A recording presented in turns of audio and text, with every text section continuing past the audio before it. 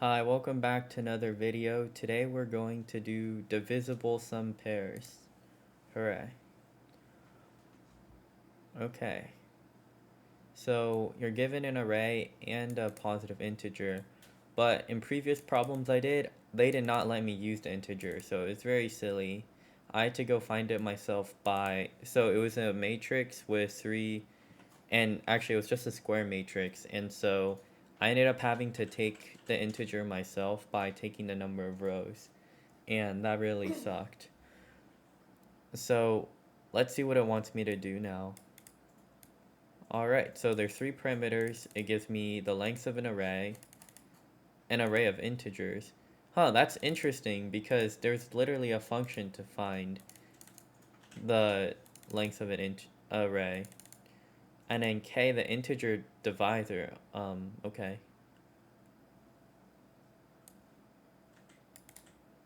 So there are 5 valid pairs when k equals 3.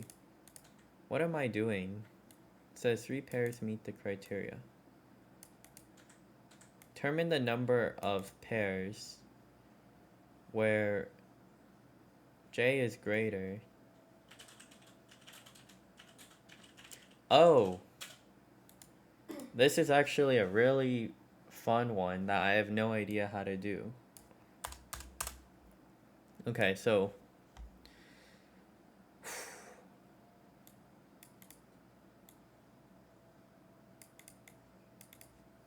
there has to be some sort of mess. Okay, so the really ineffectual method I'm thinking of is it will randomly take a pair, so it might take the same pair again. Huh, okay, or it can take...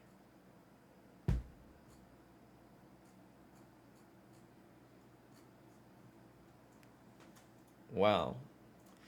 I'm thinking about the logic to do it. Okay, so what if we take an array? Okay, so what if we take the first number, then do that and the next. So it would be like a double array. So it would take 1 or it would take x, which is index 1, and wait, no, it would take 1 and 1 plus x regularly increasing by an integer of 1.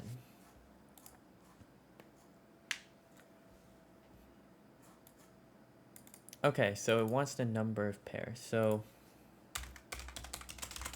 pair num equals 0. Oh, okay, so it does give you constraints. So there will never be more than 100 in a list. So I'm guessing it gives you the number on the array. I think it's like a hint. They want you to do a for loop of this and an n. So they want you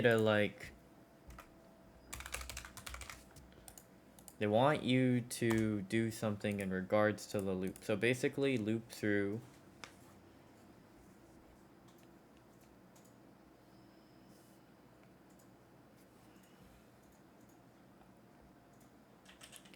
five valid pairs when k equals 3.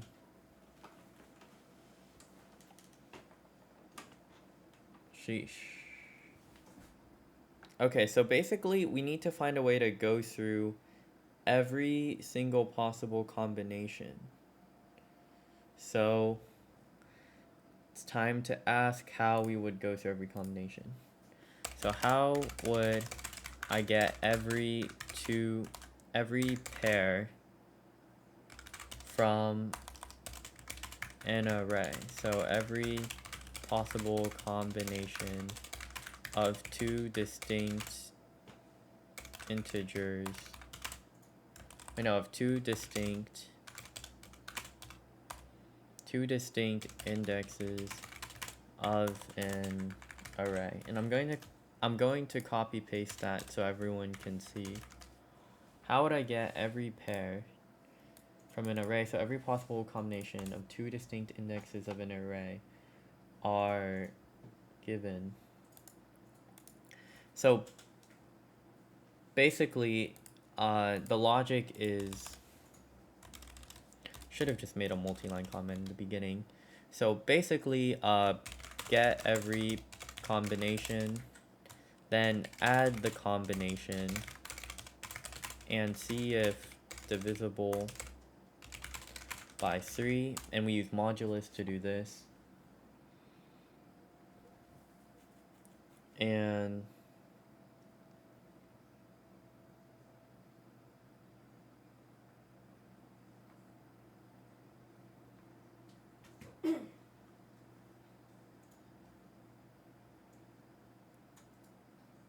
okay. So I just got the logic to get every combination. Anyways, we add the combination to see if divisible by 3. Oh no, divisible by the divider.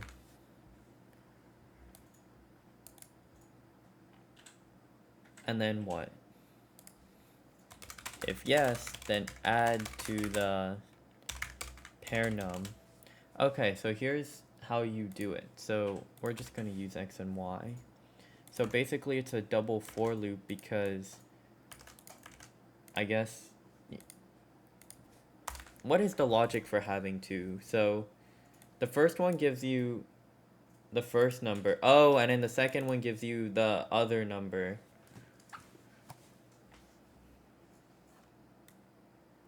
Okay, so both of these use n. And then this one uses x plus, oh, this is exactly the logic we were talking about. So it takes the first number, it's this one, then it takes that number plus 1. And remember, in an array, if you go negative or if you, oh no, if you go over, I believe you get an index error. But if you go like a negative number, it should loop back and give you like the last number of the array. But let's see. So now we have a loop that gives us x and y. So now we have pairs x, y. So we have pairs x, y. And this gives us every possible combination. So turn pair num. So now if x plus y, so in modulus you do the number you're dividing from, so we'll call it the whole, and then modulus the divisor. So it's just like a fraction, which logically that is so straightforward. Divided by, oh, AR is the array, okay.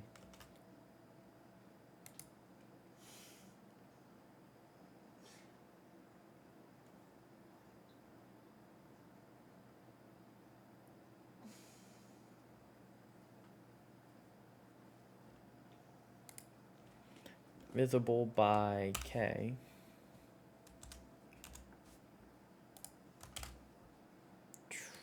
This is really complicated. Equals 0 pair num plus equals 1. Okay, so I realized that this code won't work because this never references the actual array. So it's not going to work, but I just want to see how it, oh, forgot a colon. I just wanted to see like logically what it returns. Wait, what? Okay, yeah, I knew that was.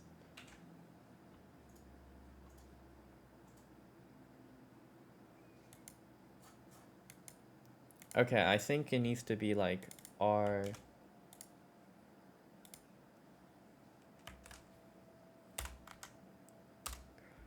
x plus R y. I don't know.